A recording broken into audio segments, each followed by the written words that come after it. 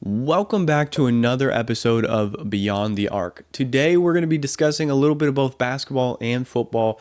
Basketball, we're going to be talking about those NBA championship contentions now that the trade deadline is over. And then also we're going to be talking in the NFL about QB landing spots and where these quarterbacks should land. So if you do enjoy this content, do me a huge favor, smash the like button, subscribe to the YouTube channel, comment down below where you believe these championship contenders fall, as well as where you think these NFL QBs should go. So without further ado, let's get right on into this. So let's start with basketball. Of course, skip to about the middle of this video if you want to listen to the football.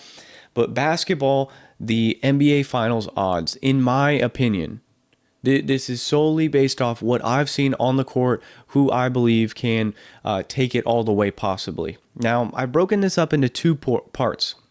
The first part's just going to be those teams that I do believe have a chance to compete for a championship. And then those teams, basically a line drawn in the sand that they just missed the cuff. Whether they're one piece away or something like that, I'll explain. But so we're going to start off with kind of the obvious ones for those championship odds.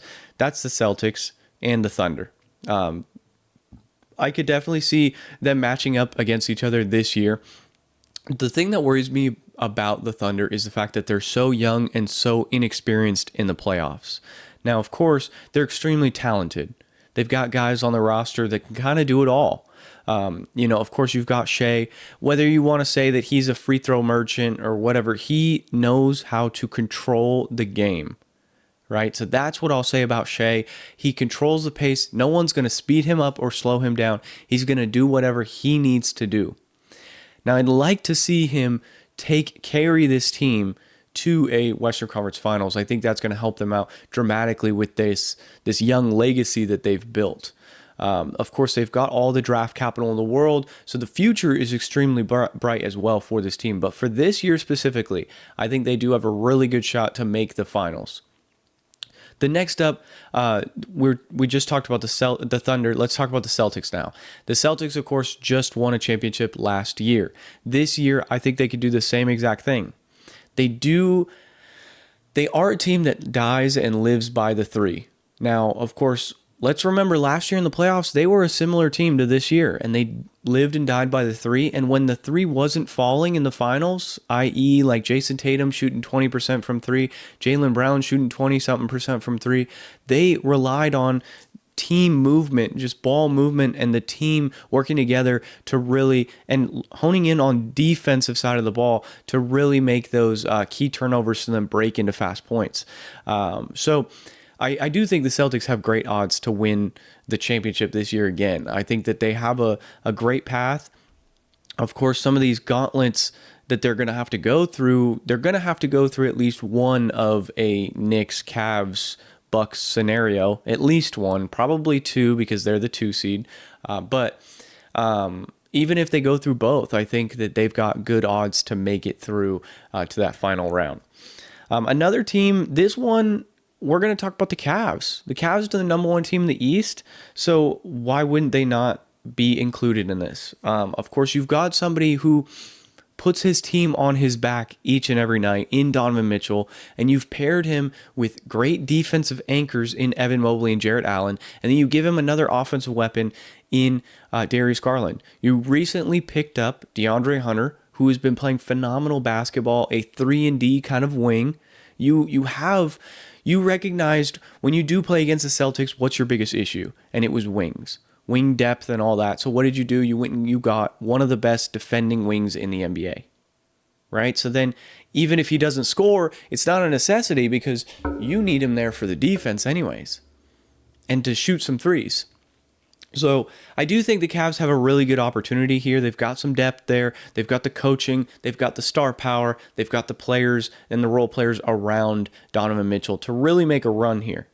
Now, this list is not a guaranteed. Each team is going to make it. Like I could say that one of these teams could get knocked out in the first round, right? But especially with the play style and coaching that's at this next team that I'm about to bring up, which is the New York Knicks. The New York Knicks are a team that I wouldn't be surprised if they make it all the way or if they get knocked out in the first round, because they're a team that Tom Thibodeau doesn't understand how to rest his players and not play them 40 plus minutes a night, 30 plus minutes a night. So they're exhausted by the time these playoffs are rolling around. And when that comes, all that happens is, like last year, injuries occur. These players are so exhausted and tired and their muscles need to rest, but they're not. So then they have these injuries that occur and then they don't play and then they don't beat Indiana, which they should have dominated. Right? So that's the concern with the Knicks. I do have them on this list as a team that could go on a run, but as far as as long as they can keep the injuries to a minimum, I think they've got a lot of talent on this roster. I like the Brunson, Mikal Bridges, Cat trio right there. But are you going to be able to stay fully healthy? They've got the wings to defend against the other dominant wings in the East and in the with the Celtics, or even like the Cavs, for example, with defending Donovan Mitchell. But can you stay healthy? Because OG missed some time last year playing against the Pacers. So keep that in mind. Another team that I think has championship aspirations, and I think they just will have championship aspirations until this guy retires, and it's Nikola Jokic and the Denver Nuggets. Some people will probably think I was going to say the Lakers there because of LeBron. I'll get to the Lakers, but as far as the Nuggets go, I think they've got their a core piece or core pieces to their championship roster, so I don't see how you can't put them in championship contention. I think that Russell Westbrook is filling in the role quite well where he needs to fill in. So the concern is the three-point shooting. I think that'll be all right long-term wise, especially right now. The Denver Nuggets are currently sitting at the 3 seed, meaning that they'd match up against the Clippers in the first round. I like Jokic's matchup against Zubac every day of the week over them. And then, of course, you still have Jamal Murray on this roster. You still have Russell Westbrook. And Russell, let's be honest, he's going to go and try and dominate the Clippers because they let him walk. So, and then you've got Michael Porter Jr. sitting there, streaky player, but he's got potential to really go off. If he has a good series, then it could be over for the Clippers. Now, that's if the playoffs started literally today. But, of course, there's still plenty of time. We got a whole half of the season to talk about where a team's going to land and all that. My last team, and this one might be the most shocking team that I have on this list with championship aspirations, it's the Golden State Warriors. I love the addition of Jimmy Butler. I've talked about it previously. His pairing with Steph Curry, I think they are yin and yang. I think what Curry doesn't do, Jimmy Butler does very well. And what Jimmy Butler doesn't do well, Curry does well. It is a very hot and cold situation where Steph Curry is very yes, sometimes he can get emotional, but for most of the time he keeps his cool, right? He's a very chill player. He does his thing. He shoots the 3-ball really well, right? Of course, handles the rock, that whole 9 yards. You look at the opposite side. Jimmy Butler prefers to play in the mid-range, get to the basket. He's a bit of a hothead. They are very compatible players. Curry's also been with a hothead in the past, his entire career pretty much, playing with Draymond Green. So you see that kind of teamwork that's happening. I like the odds there. Of course, they're a little thin at the center position, so that would be concerning. But let's be honest. In their championship runs, they've always been a little thin at the center position. Andrew Bogut being their starting center, or they had Anderson Varejao on the roster for a little bit. Kevon Looney being a starting center when they won a championship. JaVale McGee, even old DeMarcus Cousins. There's always been a little bit of a weak spot for the Warriors at the center position. So why is this any different? They add a top 10 shooting guard in the NBA in Jimmy Butler. They barely gave up anything for it. And I'm supposed to expect that they can't climb out of the play-in when the play-in right now is Dallas, who's injured, literally missing every center on their roster, Sacramento, who can't play defense, and you match up very well against Sacramento, yourself, and Minnesota, who might be able to climb out of there. Now, you've got to, I think that Golden State has to. I really like their odds, honestly, because right now they play somebody like Minnesota in the play-in, or even Sacramento, right? Because I believe it's 7, 8 play each other, and then 9 and 10, right? So I'm taking Golden State any day over Sacramento, and then they would play the loser of Dallas and Minnesota. It'll probably be Dallas. So you play against a team that can't play defense in Sacramento, and then you play against a team who is always injured in Dallas. So you're going to have to just worry about Kyrie. If Anthony Davis will probably play, who knows if he's 100%. He's still brand new to this roster. I like what Golden State, their odds there. I think they can stay 2 games above Phoenix to really avoid the bouncing out of the playoffs. But yeah, that's a team I think that, because then after that, right, in 8 seed, they match up against OKC. And like I talked about before, OKC does not have playoff success quite yet.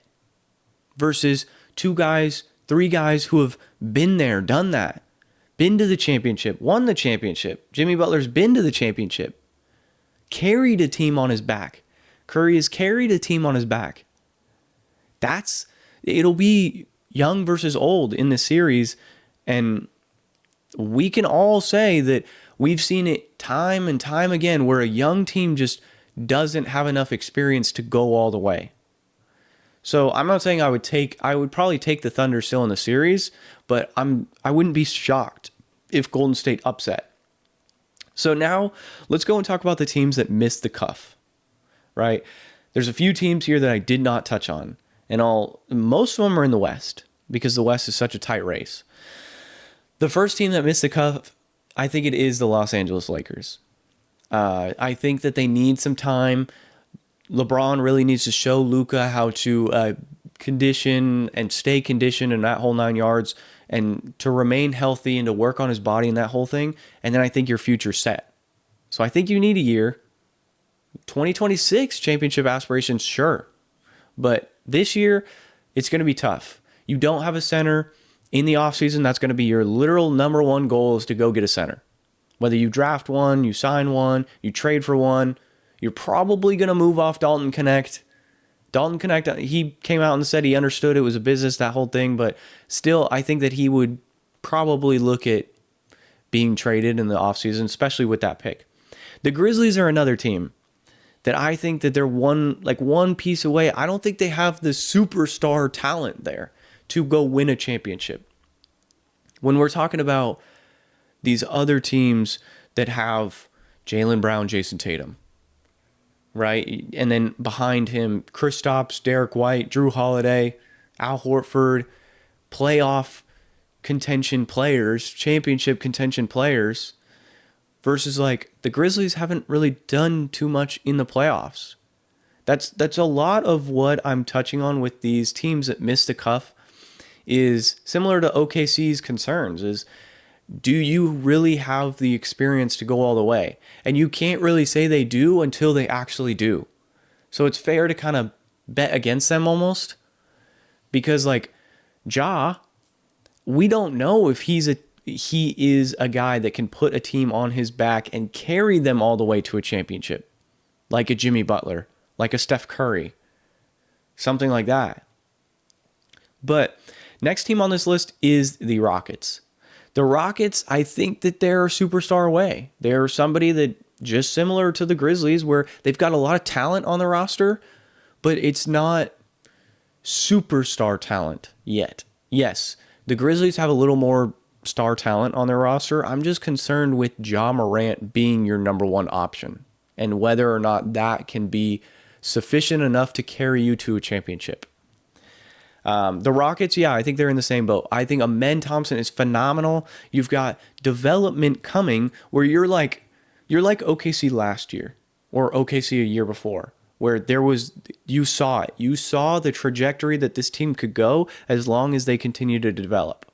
And that's the same thing here with the Rockets, is as long as they keep going up, this team is going to be right there next year. The Clippers are another team that I think they've just missed the window. with all the injury history, and I think they're the exact opposite of the Nuggets, where when you see Jokic, you always have to kind of put him in the contention. Whereas when I see Kawhi Leonard now, I think you kind of have to take him out of contention because it's almost like, okay, when are you going to get injured? When are you not going to play?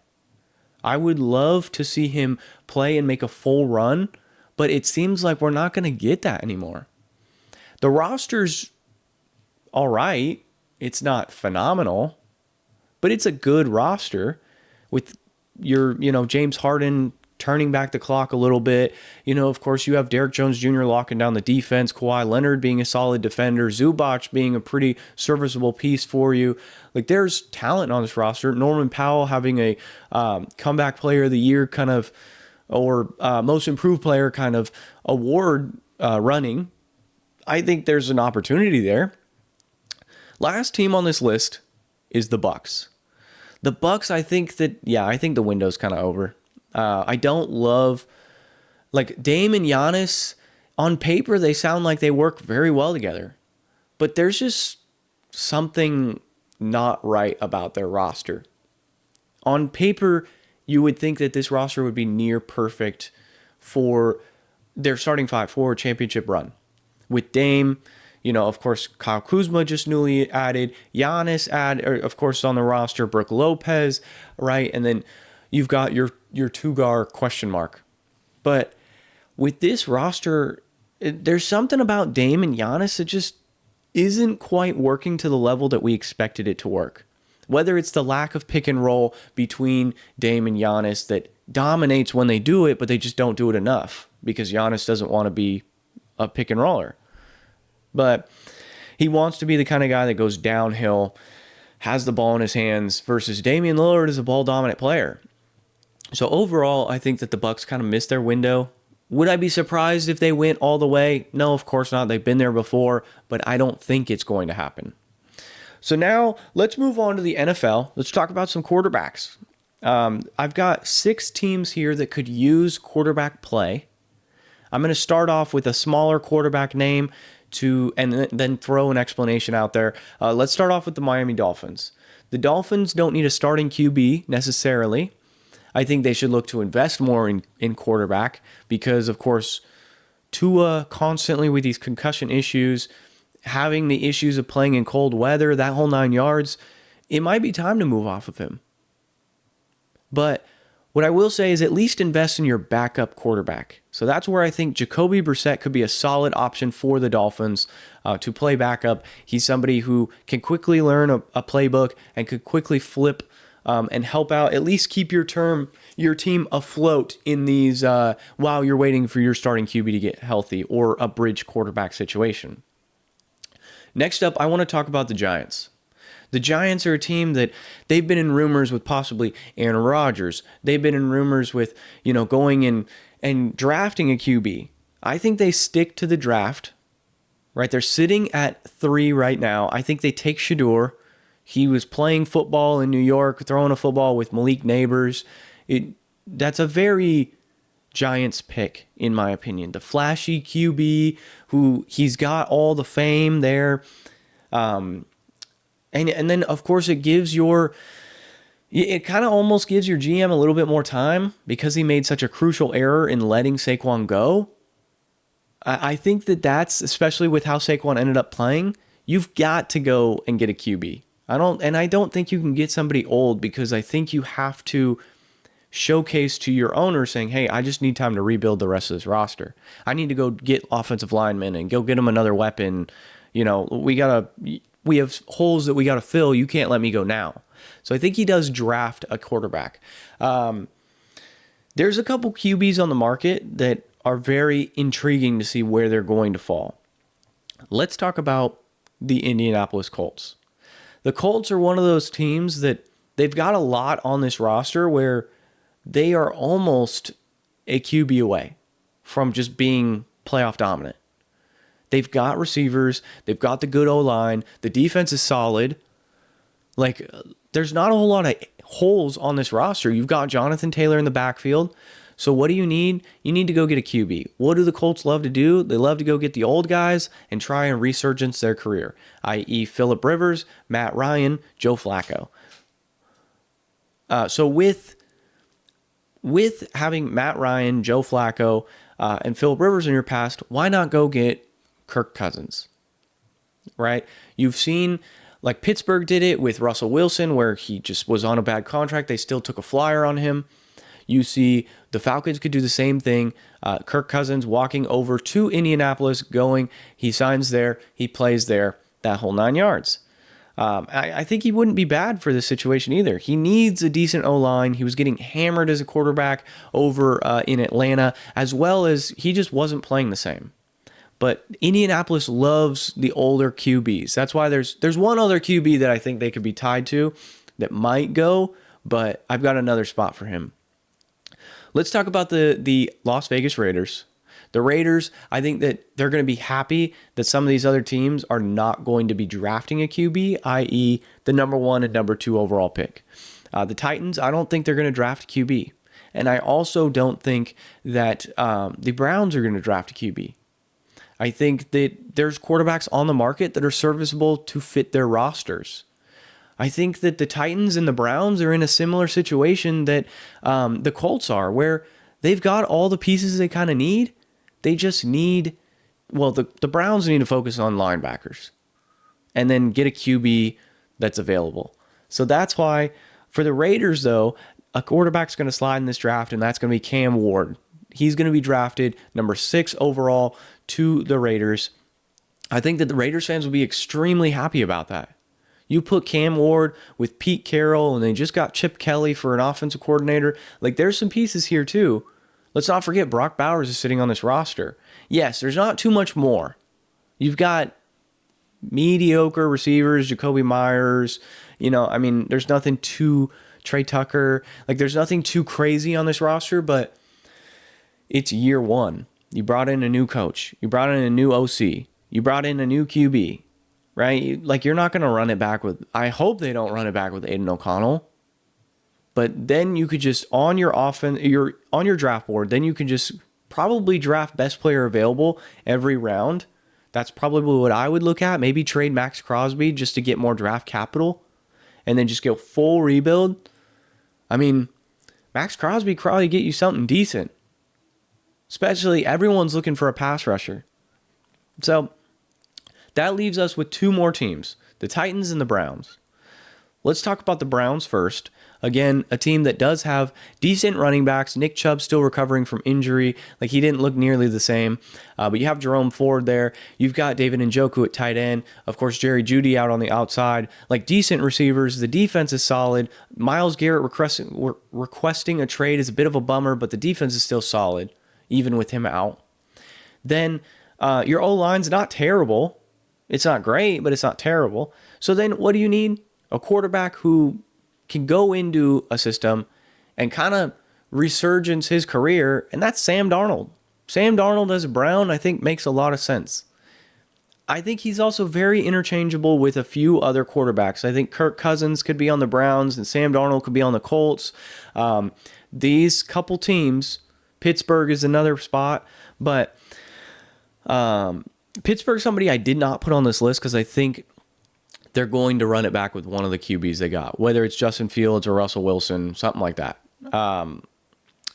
Now, the last team on this list is the Tennessee Titans. And I think that they're going to see Travis Hunter and see he's too intriguing of a player because he could play both sides of the ball. And you've got other weapons on this roster where you don't need to necessarily rely on him being a number 1 option. And this draft is also very wide receiver deep. So you go sign Aaron Rodgers. You've got Tony Pollard in the backfield. You got a Okonkwo at tight end, right? Westbrook Akine out on the outside. Travis Hunter playing wide receiver 2 or 3. You probably go draft another weapon. The offensive line could use some work, but the defense is really good. That'll keep the offense able to just keep doing their thing if the defense is stopping the opponent team's offense. Now, I could see Aaron Rodgers going there. Like I said, I could see it kind of being a carousel of Kirk Cousins, Aaron Rodgers, Sam Darnold. And you can even throw Russell Wilson in that mix. Of they could all rotate, and let's say Sam Darnold goes to the Steelers. I think the Steelers is one of the most ideal situations on this list. I did not necessarily include them, but just talking off the top of my head, the Steelers have TJ Watt. They've got a phenomenal defense. George Pickens as a receiver. You've got Pat Freiermuth at tight end, TJ Warren and Najee Harris at running back. You're a quarterback away. You are. You always make the playoffs. You just can't win playoff games. What does that say? You are a QB away. The defense holds up in the playoffs. Right? So you're going to need to go get a QB. I don't think Justin Fields is the answer. I don't think Russell Wilson's the answer. So why not go take a flyer and go get Sam Darnold? Or go get even Kirk Cousins. Then go draft a weapon. Go draft an O-lineman. This draft has a lot of weapons.